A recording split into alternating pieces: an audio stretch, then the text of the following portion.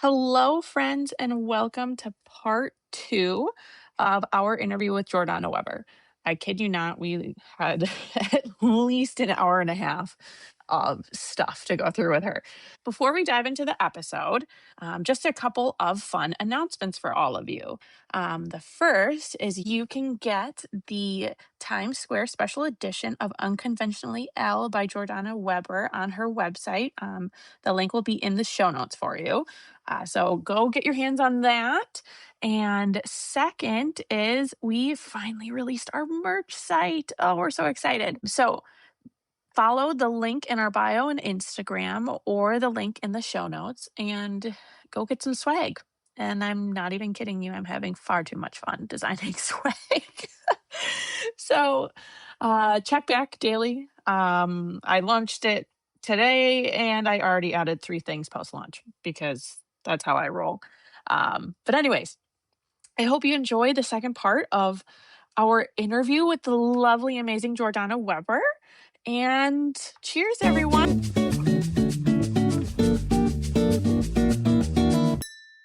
So Elle was chosen to be in Times Square. And so, hey, I know, like, can you friggin' believe it? And so it's this Friday the 13th, and I am flying up to New York. And then Kate is taking this out of the group chat, and she's gonna come meet me in New York. Yes.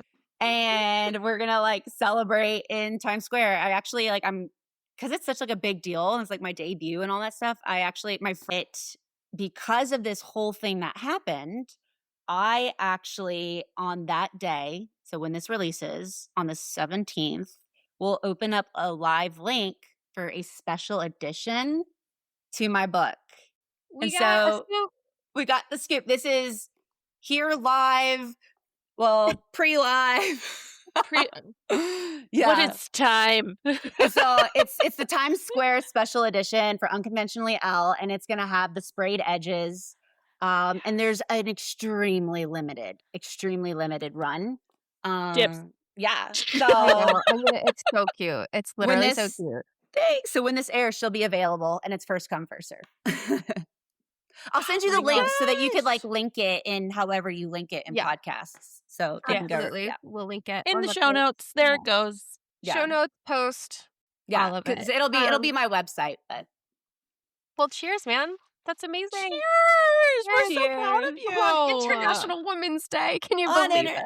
Indie authors can do it too. She was chosen. What was the what?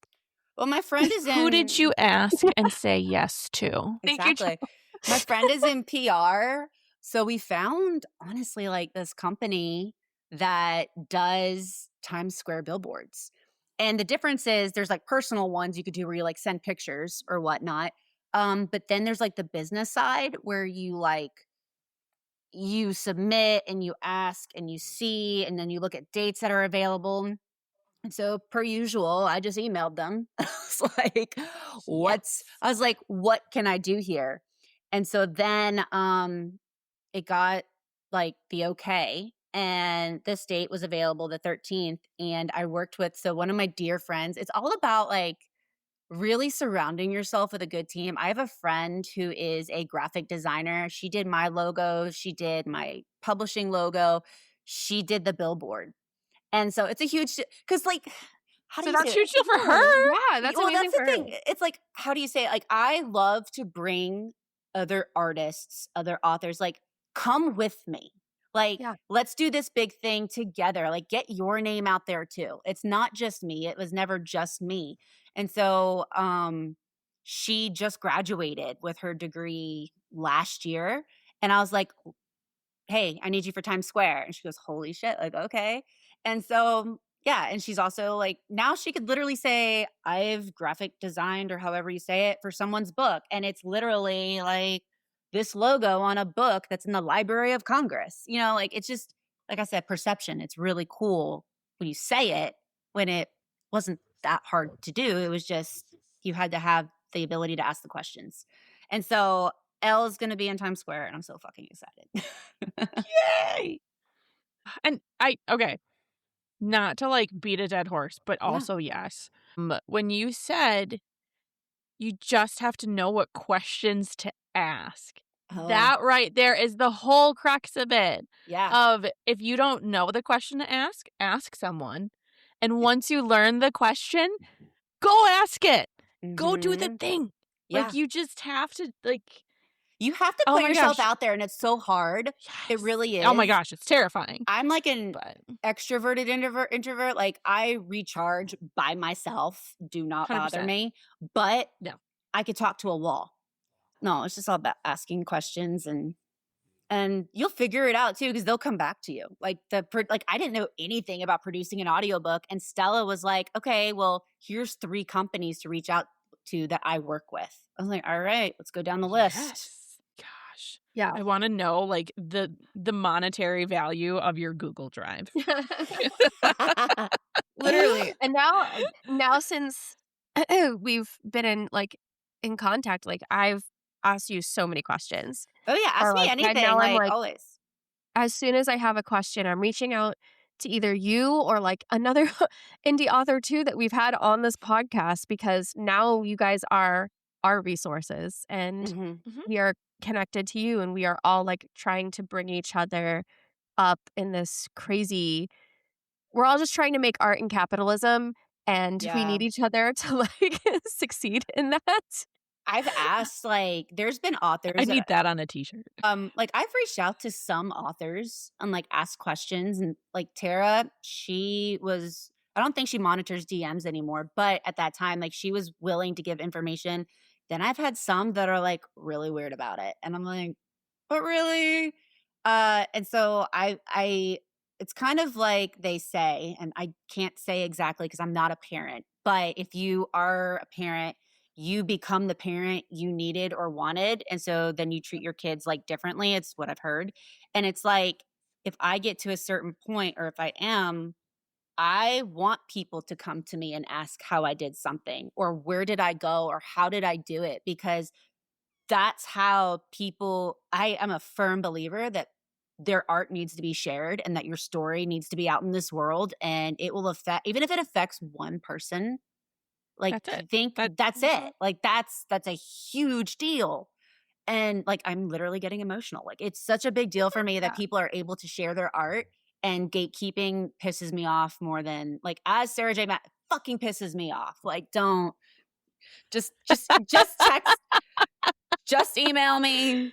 I'll let you know. The expanse of the people you meet and connect with who are willing to share those things with you, and you're like, I never thought I would be having a conversation with the editor of Eat, Pray, Love. Like, I never thought I would be talking to this author about her experiences meeting Anthony Bourdain. Like, things that, like, I'm like, how am I talking to this? I'm going to Times Square with you to see your billboard. And I'm like, this would have never happened if we didn't connect over just putting, you put yourself out there. And I randomly emailed you guys. What? I saw you saying, like, we're getting through our emails. And I was like, oh, I want to be on their podcast. So nice. And we get so many submissions, and it's really hard to like connect with every single person. Yeah. But when yours came up, I just like knew who you were automatically, because I knew your name and your book cover, to be honest. And thank you, algorithm. Like, when I looked you up, I was like, oh yeah. I was like, oh my gosh, I follow her. And like, I've already known for a while. I was like, this girl we'd vibe really well. And so when I saw your name come up, I was like, absolutely. So yeah, the power of like using resources or finding resources is, and it is very difficult. It's very much easier said than done. But and it's also learning like what doesn't work. Like I did something on Ingram, and it was like some little package or whatever, and it was X amount of money, and they're like, it's going to do this, this, and this, and we have proven record. It did shit. Like it was like, I won't do it again. But you don't know until you try. And so that's been a lot of like, Elle has been trial and error of what reviews do I want? Like, how do I get a starred review? That's like my next big thing. Like, how do I get a starred review? How do I get like, so because one of the big things is Book Life, and Book Life is like the indie arm of Publishers Weekly. And I learned about this through Ingram. Like they just had something for like a review or whatnot. And if you're an editor's pick, which Elle became one, it's like a Publishers Weekly editor reviews your book, but technically it's not published. It's all semantics. Elle was in the December edition of Publishers Weekly. Like, I have it and I'm going to frame it and like all that shit. So it's just, yeah, I don't even remember what I was saying, but essentially knowing what to go for. Because I see other authors, like traditional authors, like Publishers Weekly said this, Library Journal said this. I'm like, so how do I do this? And I just started researching. Some of it is just specific to traditional. They don't accept indie authors. But for the most part, you can submit to like everybody. And that's just, yeah, cold emails. Hi. That's super cool. What else did I can you talk about the audiobook for the next book, or are you not talking about the audiobook for the next book? I can't tell you who the narrators are. I mean, as much as I want to, because I can't keep a secret to save my life. No, I didn't know if that was. I may or may not have like Easter eggs or what. I'm not famous enough like Taylor Swift to be like, you're automatically like, okay, what's going on in her bookshelf? But maybe in 10 years, people will come back to this and be like, oh, I see it now. Okay, yes. I am so excited. I haven't even told you this, Kate. I was talking to my producer and everything is set to go. I'm going to have my completed manuscript to her by September 1st, and I'll have my files back by the end of October. But I am going to go into New Orleans to a recording studio, and it'll be my voice doing the author's note, the dedication, and the acknowledgments. Oh, and that's so, fun. and literally, I saw that Abby Jimenez does it and Catherine Center. And I was like, well, how did they do that? And so I Instagram DM'd her because we're close. I was like, how do I do this? Like, is this possible? And she goes, oh yeah, we just rent a studio and you go read it. And I was like, it's that simple. She goes, yeah, you just go read it. I said, done. You're going to be, not only are you eternalized in print, you'll be eternalized in audio. Yeah. Yes. Just in time for the robots to steal my voice. Whatever. Yeah. I don't think I could.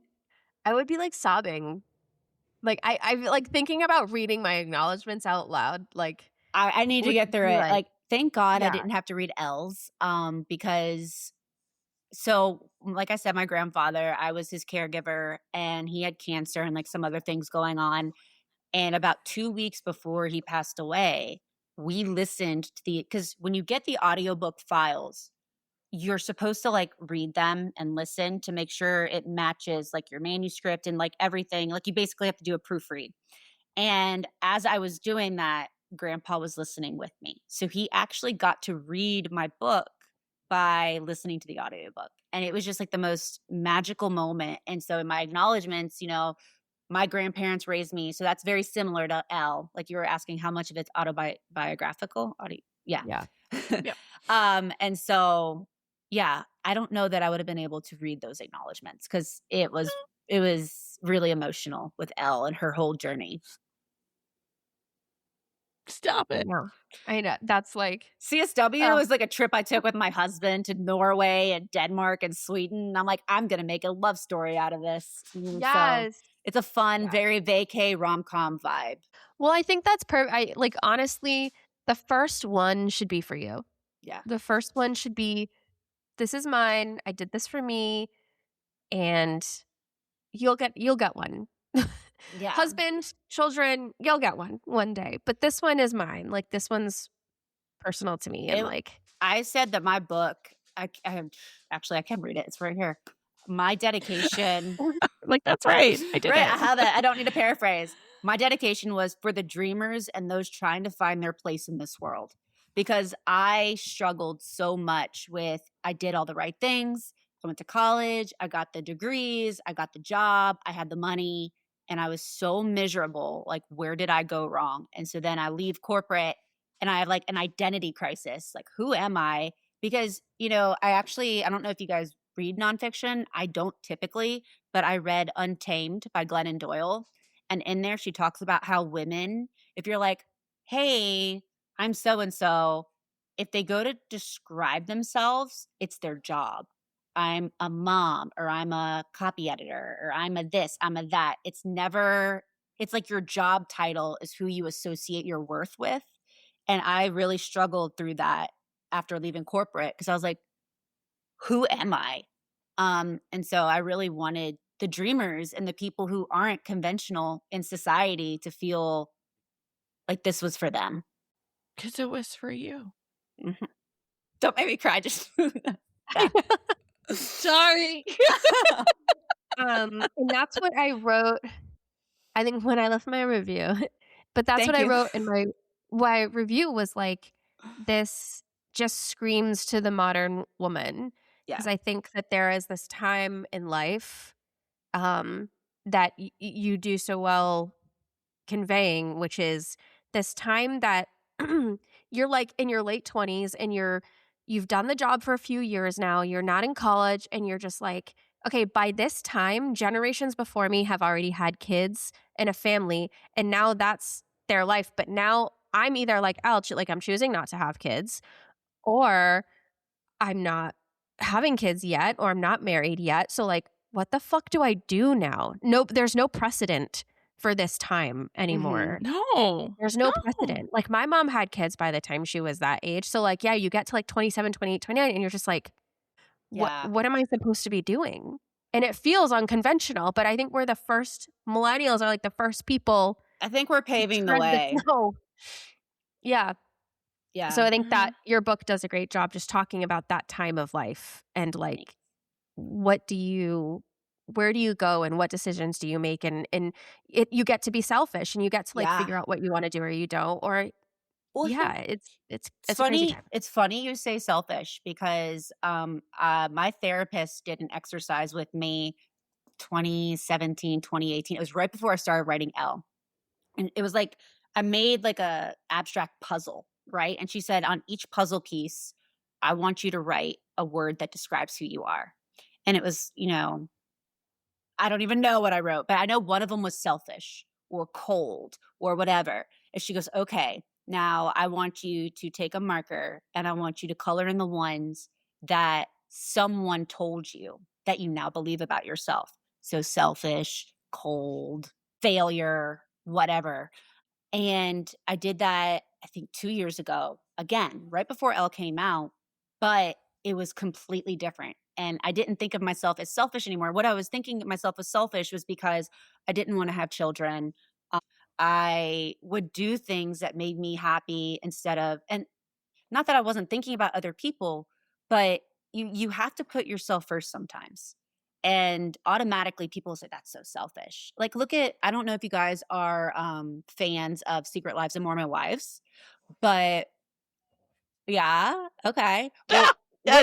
Well, Whitney's on Broadway, and of course, and she's dealing with people like, you're such a terrible mom. Like, you're so selfish. You're doing this. And it's like, you don't know the fucking story. Like, you don't even know them. You don't even know them. Like, how dare someone, and like, again, I'm not a mother, but I have friends and family who are, and the guilt that they feel for being selfish, AKA just taking care of themselves so they could still like keep their sanity, is unbelievable. And so it's just, are you really selfish, or is that just what society tells you are because you're not putting yourself first? It's like you finally, after so many years, you finally decided that who you are is who you say you are. Mm-hmm. And it's not allowing others to dictate it anymore. They like everyone's still allowed to say it. Yeah. Like we still talk shit about anyone. Yeah. But we mostly out of love. You have your own agency, and like, yes. Another, gosh, I'm like throwing out quotes here from nonfiction. I don't remember the last time I read nonfiction, but it was. Mine was Queen Victoria's memoir. Oh, nice. Not her memoir, her biography, because that's okay. Just... Hey, I would read that. If you're not royal, I don't care. Yeah. I mean, I was sat when it came to watching The Crown. So, I mean, I was like, but yeah, no, the other thing was someone else's opinion of you is none of your business. And that's from Rachel Hollis, and I think from her therapist. But it's like so indirectly, a therapist That's real good, though. Someone else's opinion of you is none of your business. I don't give it, like, that is something I've really come into. I don't give a shit. I mean, sometimes, right? Like, you're human. But I don't give a shit what someone thinks. Like, yeah, I published this book. I did this book. And like book 2 is really spicy. And I know some people who are going to read it are going to be like, whoa, this isn't like Elle. I'm like, nope, not at all. I really hope your therapist like gets a shout out. So listen, she's in my acknowledgments for like a whole paragraph, and she knows it. And she knows because she helped me write all of the mental health scenes where like Elle goes to therapy.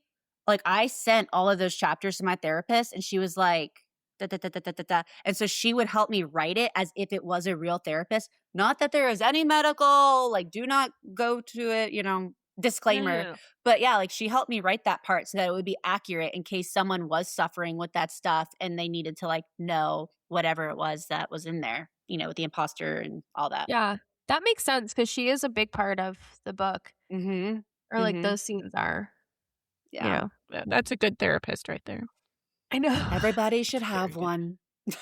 Can I ask you about this? But I'm finding, and I was talking about this with my husband last night, but since I announced the date of my book and that it's real now and it's happening, that I have a lot of anxiety about opinions, like a lot. And it's something I never thought I would have. I've been working on this book for like a decade.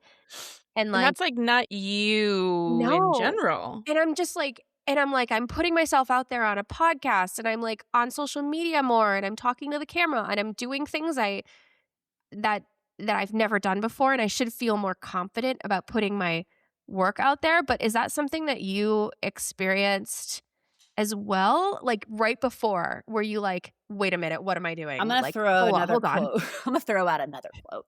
I swear like I have mantras all over my screen. We need some sound bites. Yeah. I had a friend tell me one time, if something is scaring you, then you're leveling up and you're doing the right thing. And you just do things scared. And another Glennon Doyle is like, you can do hard things. And so there's times where I would be like, I don't know what the fuck I'm doing, but I could do hard things. Like, it's fine. Or, whatever. I thought I would be okay with like reviews and stuff like that. And it's so cliche to say like what I'm about to. People were like, don't read your reviews. Da, da, da, da. I'm like, I can handle it. It's fine. No, people are ruthless. They are mean. They act like they know what an Oxford comma is. Like, I love the readers. The readers are the reason that like, obviously we sell books, Right. I love them and I love the bookish community, but some people like literally go out of their way to be like, I hated this person. I'll be like, oh, but okay.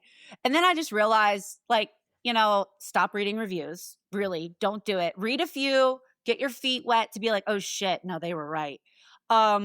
Because it's not going to resonate with everybody. And I really had to realize that. Like, I don't look at reviews because it hurt my feelings because I am so close to my book. And I know as an artist what it's like to put your fucking heart in that, to go through the edits, to go through the fear of even, am I doing this right? Like, there are so many emotions you feel as an author and so many things you have to deal with and sometimes alone that like readers don't understand because they're not actually, especially as an indie author, I'm so passionate about this. Like they're not the ones publishing the book. And so they're just like when people are like, Abby Jimenez has XYZ narrator who's XYZ canceled problematic. Abby didn't choose that guy. So lay off. Like that was definitely the publisher and like their line of, and so people go after authors all the time and sometimes with like decisions they didn't even have. And so again, they don't understand the story sometimes or they don't understand what went into it. Like I always give 5 stars to books that I read unless I absolutely hated it. And then I just say like, I didn't read this book at all. Because I know how it feels to be an author, like just literally doing the damn thing. And, I feel like I'm just talking and talking and talking, but no, you're good. Yeah. Like it just, I learned to not care. If they're not someone I hired for their opinion, then I don't give a shit. Oh. I hire my editors and my editors tell me what I need to change and what I need to do. Yeah. I mean, unless it's like better coming from them. Like when they say it. Yeah. What my editor like had a note on one of my lines that just said, "Are you serious?" And I was like, "No, I am not. I am deleting that right now. You are absolutely right."